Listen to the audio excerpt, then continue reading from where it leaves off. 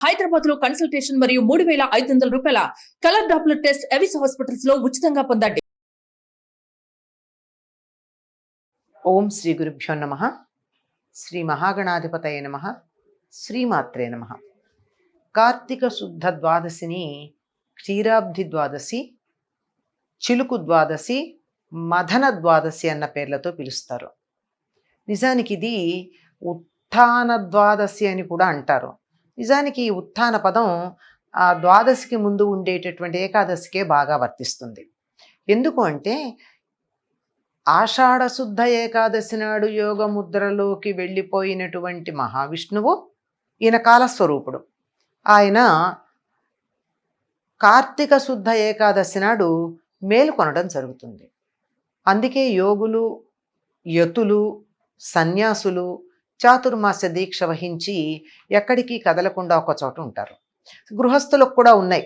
యతులకు ఉండే నియమాలు కాకుండా గృహస్థులు తాము పాటించదగిన నియమాలు కూడా కొన్ని చాతుర్మాస్య దీక్షలో ఉంటాయి. అలా అయిన తర్వాత ఆయన ఏకాదశి నాడు లేస్తాడు గనక దాన్ని ఉత్థాన ఏకాదశి అంటారు. ఆ మర్నాడు ఆయన మేలుకుని తన అంతఃపురంలో నుండి బయటికి వచ్చి ఇలా చూసే సమయానికి మొత్తం అంతా కూడా దీపాలు వెలిగించి ఆయన ఎప్పుడు మేలుకుంటాడా అని ఎదురు చూస్తున్నటువంటి దేవతలందరూ సిద్ధంగా ఉంటారు. అదేమిటండి ఏకాదశి నాడు మేలుకుంటే ద్వాదశి నాడు దీపాలు పెడతారు అంటే, మనకి ఒక్కరోజు అనేది ఎట్లా ఉందో దేవతలకి మనకు ఒక సంవత్సరం అయితే దేవతలకు ఒక రోజు అవుతుంది. అది ఉత్తరాయణం అంతా పగటి కాలం, దక్షిణాయనం అంతా రాత్రికాలం. రాత్రి అంటే సూర్యాస్తమయంగానే పడుకుంటామా మనం? సూర్యోదయం దాకా పడుకుంటామా? పడుకోం కదా. సూర్యాస్తమయం అయిన కాసేపటికి పడుకుంటాం. సూర్యోదయానికన్నా ముందుగా లేస్తాం. అలా లేచి ఆయన తలుపు తీసుకుని బయటికి రావడానికి మనకు ఒక రోజు అయిందంటే వారికి కొన్ని నిమిషాలు అవుతుంది వాళ్ళ లెక్క ప్రకారం. అందుకని లేచి వారు కూడా సరైనటువంటి పద్ధతులే పాటిస్తారు. మనకి నేర్పాలంటే వాళ్ళు పాటించాలి కదా. లేవడం, భూదేవికి నమస్కరించటం ఇత్యాదులేవో ఉంటాయి కదా. అవన్నీ చేసుకుని తలుపులు తీసుకుని బయటికి వచ్చేటప్పటికి దీపాలు వెలిగించి సిద్ధంగా ఉంటారు. ఎందుకంటే తాజాగా ఉన్నటువంటి వాళ్ళు వెంటనే అనుగ్రహించడానికి సిద్ధంగా ఉంటారు. సాయంకాలానికి కాస్త చికాకు ఉండొచ్చు అనేక రకాలైన ఒత్తిళ్ల వల్ల. నిద్ర లేవగానే ఎంత తాజాగా ఉంటారండి. అందుకని దేవతలందరూ కూడా సిద్ధంగా ఉండడం జరుగుతుంది. అలా సిద్ధంగా ఉండి తాము వచ్చిన దానికి సంకేతంగా దీపాలు వెలిగిస్తారు. ఎక్కడ వెలిగిస్తారు? ఈయన ఉండేటటువంటిది పాలసముద్రంలో శేషపాన్పు మీద గనక వీరందరూ దేవతల పాలసముద్రం నిండా దీపాలు వెలిగించుంటారు. అందుకని దీనికి క్షీరాబ్ధి ద్వాదశి అని పేరు. పాలసముద్రం అంతా వెలిగిపోతూ ఉంటుంది. అంతేకాకుండా పాలసముద్రానికి ఉన్నటువంటి విశిష్టత ఏమిటి? దానిని గనక చిలికినట్టయితే అందులో నుండి విశిష్ట వస్తు సముదాయం అంతా వస్తుంది. అందుకని దీనికి చిలుకు ద్వాదశి, చిలుకు అన్నా మదనం అన్నా రెండు ఒకటే అర్థం గనక ఆ పేర్లు కూడా ఉన్నాయి. ఇలా ఈనాడు ఎవరైతే ఆ విష్ణువుని ఆ సమయంలో సేవించుకుంటారో ఇది ఎప్పుడవుతుంది? సాయంకాల సమయానికి అవుతుంది. ద్వాదశి నాటి సంధ్యా సమయంలో. ఆ సమయానికి ఎవరైతే దీపాలు వెలిగించుకుని సిద్ధంగా ఉంటారో వాళ్ళందరి మీద కూడా తాజాగా శ్రీ మహావిష్ణువు యొక్క అనుగ్రహం ప్రసరిస్తుంది గనక ఈ క్షీరాబ్ధి ద్వాదశి నాడు సాయంకాల సమయంలో అందరూ కూడా దీపాలు వెలిగించి తులసి దగ్గర ఆయన మేలుకుని బయటికి రావడానికి సిద్ధంగా ఎదురు చూస్తూ ఉంటారు. తులసి దగ్గర ఎందుకు వెలిగించాలండి? గుమ్మంలో వెలిగించవచ్చు, ఇంట్లో దేవుడి మందిరం దగ్గర వెలిగించవచ్చు. తులసి దగ్గరే వెలిగించడం దేనికి అంటే తులసికి బృంద అనే పేరు కూడా ఉంది. బృంద ఎక్కువగా ఉన్నదాన్ని బృందావనం అంటారు. ఆ బృందావనం అంటే కృష్ణుడికి ఎందుకు ఇష్టం అంటే బృందావనంలో ఎప్పుడు రాధ ఎదురు చూస్తూ ఉంటుంది. ఆయన నిద్ర లేవంగానే ఎవరిని అనుగ్రహిస్తాడు?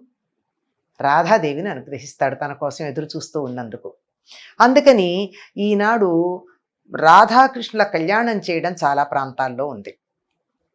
మరికొన్ని ప్రాంతాల్లో రాధాకృష్ణ కళ్యాణం కాక తులసి, ఉసిరి చెట్లకి కళ్యాణం చేస్తారు. తులసి లక్ష్మీ స్వరూపమని, అదేవిధంగా ఉసిరి చెట్టు నారాయణ స్వరూపంగా భావించి పూజించటం ఉంది. పైగా ఈ నెలంతా కూడా ఉసిరి చెట్టుని పూజించే పద్ధతి కూడా ఉంది. దీని గురించి మళ్ళీ చెప్పుకుందాం. ఇక్కడి వాళ్ళ క్షీరాబ్ది ద్వాదశి గురించి కదా మనం చెప్పుకుంటున్నాం. ఈ రకంగా తులసి, ఆమలక, దీని ధాత్రి అంటారండి సంస్కృతంలో. ధాత్రి తులసి కళ్యాణమే కాకుండా రాధాకృష్ణ కళ్యాణం చేసేటటువంటి సంప్రదాయం కూడా ఉంది. కొంతమంది ఈనాడు కాకుండా పూర్ణిమ నాడు కూడా చేస్తారు. అంటే మరీ నిద్రలేచి వెంటనే కాకుండా 2 రోజులు సమయం ఇచ్చినట్టు అని. మొత్తానికి అప్పుడు కూడా కళ్యాణం చేసేటటువంటి సంప్రదాయం ఉంది. ఈ రకంగా చేసి తులసి దగ్గర ఇన్ని దీపాలు పెడితే అక్కడ రాధాదేవి ఏ రకంగా అయితే దీపాలు వెలిగించి నారాయణుడు తనని అనుగ్రహించడానికి వస్తాడని ఎదురు చూస్తూ ఉందో, ఆ విధంగా ఈ దీపం వెలిగించిన వాళ్ళు కూడా ఎదురు చూస్తున్నారని రాధను అనుగ్రహించినట్టుగా మనని కూడా అనుగ్రహిస్తాడు అనడానికి సంకేతంగా తులసికి ఎలాగూ ప్రతిరోజు ఉదయం సాయంత్రం తులసికి పూజ చేస్తారు కదా. కార్తీక మాసం అంతా కూడా తులసికి ఎందుకు పూజ చేస్తారు, ఇది కూడా మనం తెలుసుకోవాల్సిన అవసరం ఉంది. ఉసిరి చెట్టుకి ఎందుకు పూజ చేస్తారు, ఇది కూడా ప్రత్యేకంగా తెలుసుకోవాల్సిన అవసరం ఉంది. ఇలా చేస్తూ ఈ కళ్యాణం అంతా అయిన తర్వాత దీన్ని మరి చిలుకు ద్వాదశి, మదన ద్వాదశి అన్న పేరుతో చెప్పుకుంటున్నాం కదా. దీనికి సంబంధించిన విషయం ఏమిటి అంటే, ఈనాడు మన ఇల్లే ఒక పాల సముద్రంగా చేసేటటువంటి ఒక సంప్రదాయం. దీనికి ఎలా చేస్తారంటే 3 మానికలు, అంటే ఆ రోజుల్లో కొలతలు ఎట్లా ఉండేవి అంటే సుమారుగా 2.5-3 కిలోలు ఉండొచ్చు అనుకుంటాను, లెక్కనే సరిగ్గా చెప్పలేను. కానీ అంత బియ్యపిండి తీసుకుని దాన్ని ముద్దగా చేసి 3 ముద్దలు చేస్తారు. చేసి ఒక ముద్దని ఒక బ్రాహ్మణుడికి దానం ఇస్తారు. ఒక ముద్దని రోట్లో వేసి ఆవు పాలు పోసి దాంట్లో, చెక్క రోలు, మళ్ళీ మామూలు రాతి రోలు కాదు, చెక్క రోట్లో వేసి దీంతో చెరుకు గడలతో దంచుతారు. మరొకటి నైవేద్యం పెట్టి అందరికీ పంచి తాము కూడా ప్రసాదంగా తీసుకుంటారు. ఇలా దంచేటప్పుడు, చెరుకు గడలతో దంచినప్పుడు చుట్టూ ఎన్ని చినుకులు పడతాయో, పాలు పోస్తారు కదా, అది చినుకులు పడతాయి కదా దంచుతుంటే, ఎన్ని చినుకులు పడతాయో అన్ని కాలాల పాటు మనం స్వర్గలోకంలో ఉంటాము అని ఒక కథ. మరి ఇది నిజంగా జరుగుతుందా అండి ఇట్లా అంటే, దాన్ని నిరూపించేటటువంటి ఒక ఇతివృత్తం ఉంది. ఈ ఇతివృత్తం అందరికీ తెలిసిందే. తప్పనిసరిగా ద్వాదశి నాడు ఈ దీపాలు పెట్టుకునేటటువంటి వారంతా ఈ కథను చదువుతారు, తప్పనిసరిగా చదువుతారు. ఏమిటి అంటే, ఒక గ్రామం, ఇక్కడ కథలన్నీ మన గమ్మత్తు ఏంటంటే బ్రాహ్మణుల్లో ధర్మం తప్పిన వాళ్ళ సంగతే చెప్తారు చాలా వరకు. తర్వాత ఇతరుల గురించి కూడా వస్తుంది. అలా ధర్మం తప్పినటువంటి వ్యవహారాలు ఎలా ఉన్నాయి అని. ఉత్తర దేశంలో దేవదత్తుడు అనే బ్రాహ్మణుడు ఉండేవాడు. చూడండి, భారతదేశంలో ఉన్న అన్ని ప్రాంతాల ప్రసక్తి ఈ పురాణంలో మనకు కనపడుతోంది. ఈ దేవదత్తుడు చాలా కాలం సంతానం లేక విష్ణువుని గురించి తపస్సు చేశాడు. చేస్తే విష్ణువు ఆయనకి ప్రత్యక్షమయ్యి, నువ్వు ఇంత కష్టపడ్డావు గనక నీకు ఆయువు లేనటువంటి కుమారుడు కావాలా, 5వ తనం లేని కూతురు కావాలా అని అడిగాడు. మనకి ప్రాప్తంలో లేనిది అడిగేటప్పుడు ఏదో ఒక కొరత ఉంటుంది, గుర్తుంచుకోవాలి. భగవంతుడు ఇస్తాడు కానీ పూర్తిగా ఇవ్వడు. మనకు ప్రాప్తం లేదు, ఏదో మనం చేసిన ఈ పనికి ఏదో కొంత ఇస్తాడు తప్ప. చాలా ఇతివృత్తాల్లో మనకి ఇట్లాగే కనపడుతుంది. ఈయన వెళ్ళి భార్యను అడిగాడు. ఆవిడంది, ఎక్కువ కాలం బతికుండడమే కదా సంతానం మనం కోరుకోవాల్సింది, కనుక అమ్మాయినే అడగమంది. ఇప్పుడు 5వ తనం అన్న మాట అనకుండా ఆ మాట అంటే వచ్చి, నా భార్య ఇలా కోరిందన్నాడు. విష్ణువు ఇచ్చాడు. ఈయనకు అలాగే కొంతకాలానికి కుమార్తె పుట్టింది. తప్పదు కదా, వివాహం చేశాడు. ఆవిడకి వైధవ్యం వచ్చింది.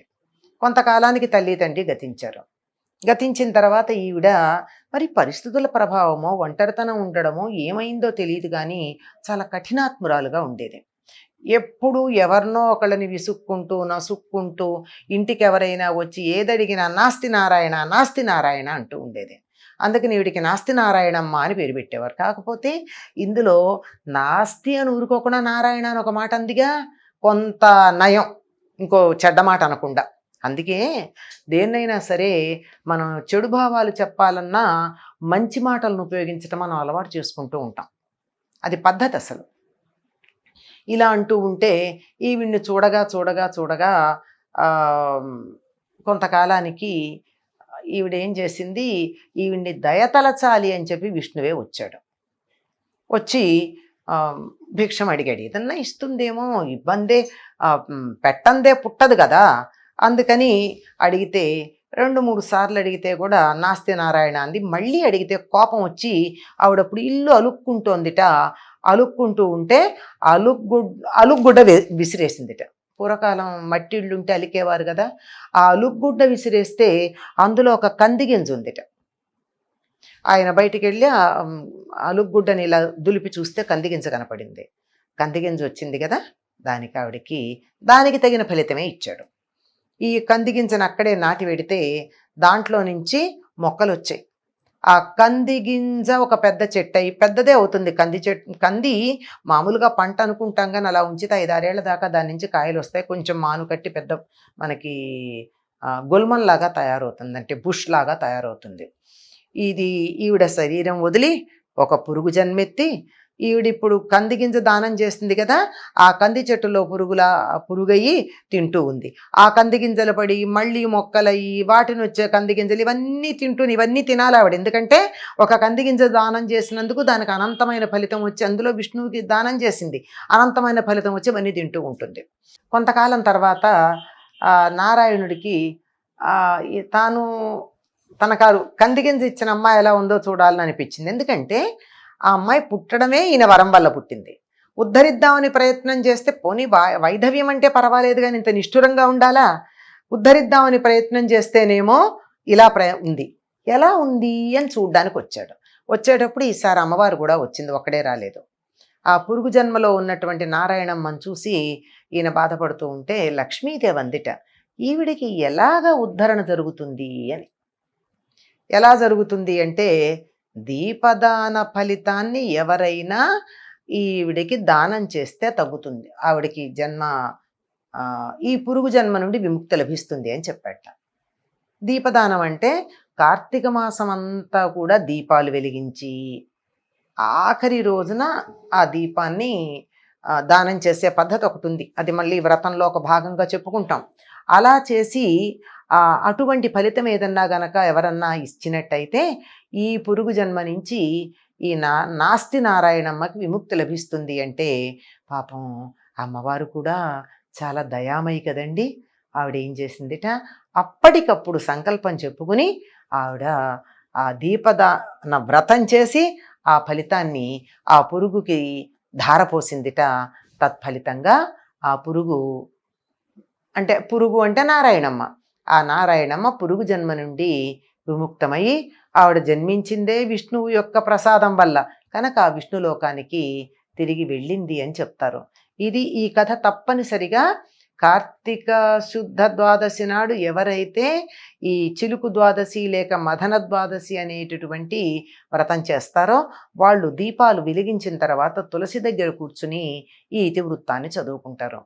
అంటే దీంట్లో మనకు అర్థమయ్యే విషయం ఏమిటంటే, మన దగ్గర ఉంటే ఎవరికన్నా ఇవ్వలేము, అన్ని సందర్భాల్లోనూ వాళ్ళు అడిగింది ఇవ్వలేము, కానీ కఠినంగా మాట్లాడక్కర్లేదు కదా. నా దగ్గర లేదు నాయనా, ఉంటే నీకు ఇస్తాను, నీకు దానం చేసే అంత శక్తి నువ్వు అని ఒక మాట అంటే ఎంత బాగుంటుంది. ఆ మాట అనకుండా విసుక్కు నలుగుడ్డ మొహానేయడం ఏమిటి? దీనికన్నా ముందుది మనం అప్పుడే అనుకున్నాం, మనకు ప్రాప్తంలో లేని దానికోసం ప్రయత్నం చేస్తే రావలసినంతటి పరిపూర్ణమైన ఫలితంతో రాదు. కావాలని కోరుకోవడంలో తప్పు లేదు, కానీ బలవంతంగా తెచ్చుకునే ప్రయత్నం చేస్తే తప్పనిసరిగా దాని దగ్గర ఏదో ఒక చిన్న మెలిక ఉంటుంది. ఆ మెలికతో వచ్చే సమస్యలు ఉన్నాయి. వాటిని అధిగమించేటటువంటి మార్గాలు ఉన్నాయి, మనకి శ్రవణ మంగళవారం కథల్లో వాటిల్లో కనపడతాయి. అంత శక్తి ఉంటేనే చెయ్యాలి, లేదంటే ఈ ప్రాప్తము ఇంతే. మరొక్క జన్మలో మరింతగా మనం ఈ జన్మలో చేసిన పుణ్య ఫలితం వల్ల మనం సత్ఫలితాలని పొందొచ్చు. అసలు జన్మే లేకపోతే మరీ మంచిది. మనకి బంధం సంతానం ఉంటేనే కదా బంధం కలిగేది. సంతానం లేకపోతే బంధమే ఉండదు. ఇదొక రకమైనటువంటి సౌఖ్యం అని అనుకోవలసినటువంటి అవసరం ఉంది. ఇలాంటి అంతరార్థాలన్నిటినీ ఎవరు గ్రహించగలరు? జనక మహారాజు లాంటి విదేహరాజు గ్రహించగలడు. వశిష్ఠుడు లాంటి ఇంద్రియ నిగ్రహం కలిగినటువంటి మహర్షి చెప్పగలడు. వశిష్ఠ శబ్దానికి కూడా అదే అర్థం. కనుక అటువంటి ఈ ఇతివృత్తాన్ని కొంతన్నా ఒకప్పుడు కాకపోతే ఒకప్పుడు అందులో ఉన్న పరమార్థాన్ని అర్థం చేసుకోలేకపోతారా అనేటటువంటి సదుద్దేశంతో ఈ క్షీరాబ్ది ద్వాదశి తులసి దగ్గర దీపాలు పెట్టే వ్రతం చేసేటటువంటి సందర్భంలో ఈ ఇతివృత్తాన్ని మనం తప్పనిసరిగా చదువుకుంటేనే వ్రతం పూర్తవుతుందని పెద్దలు మనకి చెప్పారు. వ్రతము చేద్దాం, అందులో ఉన్న అంతరార్థాన్ని కూడా తెలుసుకొని మన ప్రవర్తనలో మార్పు తెచ్చుకుందాం. స్వస్తి.